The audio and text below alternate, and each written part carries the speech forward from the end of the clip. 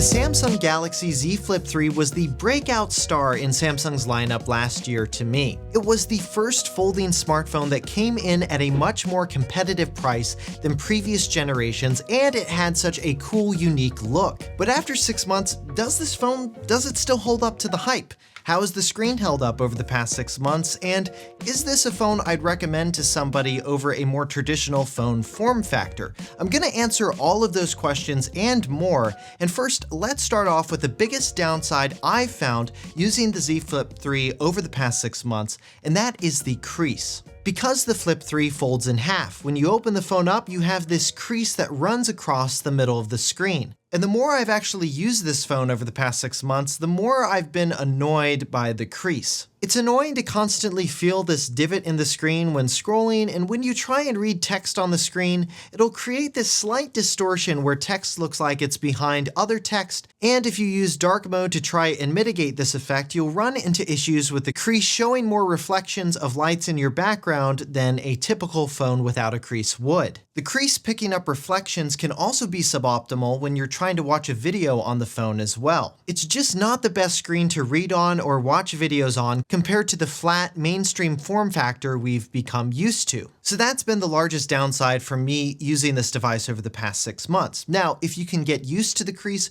or you're the type of person that just doesn't read a ton on your phone or watch a ton of videos, then I think you'll enjoy a lot of the benefits you get with the Flip 3's form factor. The most obvious benefit you get is it takes up way less space in a pocket or purse compared to a phone with a regular 6.7-inch display. For me, over the past 6 months, the screen has held up in terms of its durability. Now, I know that's not the case maybe for every Flip 3 owner out there. I have seen some reports that the screen protector that is installed on the phone, that has had some issues with some cracking.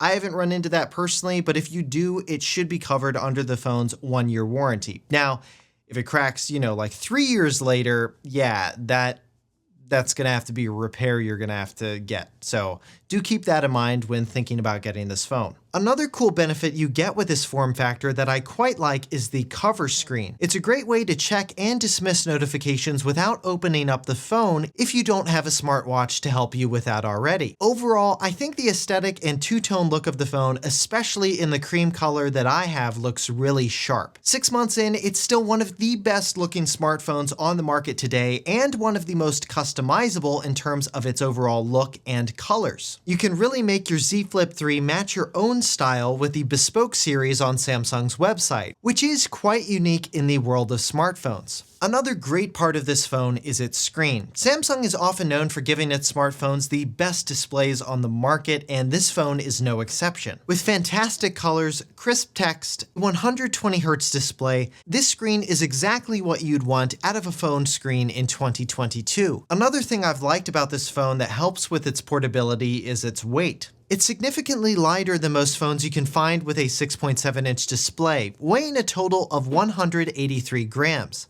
As for battery life, I'd rate it about average. I'm typically a light phone user, so for me, the 3,300 mAh battery, it's been adequate for me and I don't need to charge it before the end of the day. I'm typically seeing around 25% battery left.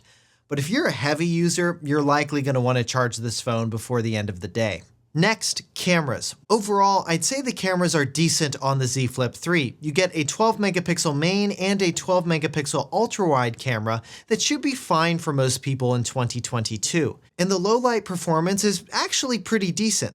However, if you're really into smartphone photography, or you want a telephoto lens, or you just want the best cameras that Samsung puts in a smartphone, you're going to want to opt for the S22 Ultra. Now, the last main benefit you get with the Z Flip 3 is the Samsung device ecosystem. You can pair your Z Flip 3 with a Galaxy Watch that'll match your cover screen animation, quick pair it with a set of Galaxy Buds, and get your text messages on your Samsung laptop or tablet, and you can even now copy and paste from your phone to your Samsung Galaxy Tab and do so much more. In the world of Android, if you want a comparable experience to the Apple ecosystem, right now Samsung is the company that can best deliver that for you. And the thing that helps bring all of these devices together is One UI. Over the course of the past 6 months, the Flip 3 has received quite a few software updates, including One UI's take on Android 12, which allows you to customize the color theming on the phone a bit more, which I like. One UI is a solid version of Android with a lot of extras built on top.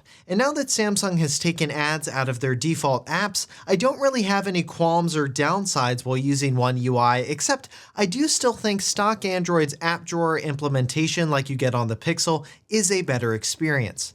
So those are all the pluses and minuses I've found with using the Z Flip 3, but do I recommend it? If you had asked me when I first got this phone, I would have been way more likely to recommend it to everyone, but now after 6 months, my answer is really, it depends. I think this phone is perfect for people who are on the go and will benefit from the smaller form factor when closed in a pocket or purse. But to me, those are people not looking at their phone screens for long periods of time watching videos or reading articles. For those tasks, I think having a phone like the S22, S22 Plus, or S22 Ultra is going to be a better experience because you don't have to deal with the crease and the reflections that it picks up, which I personally find a bit distracting for those tasks. But if you want to be unique and show off your futuristic, stylish phone, or you just see the benefits of the Flip 3's form factor and want to pick one up, you can check out purchase links on the side of the video and in the video description below to learn more. If you have any further questions about the Galaxy Z Flip 3 or want to share your experience with this phone, leave a comment below. And check out some of our other videos like our 6 months later review of the Samsung Galaxy S21 Ultra and why Samsung's top-of-the-line camera system continues to impress.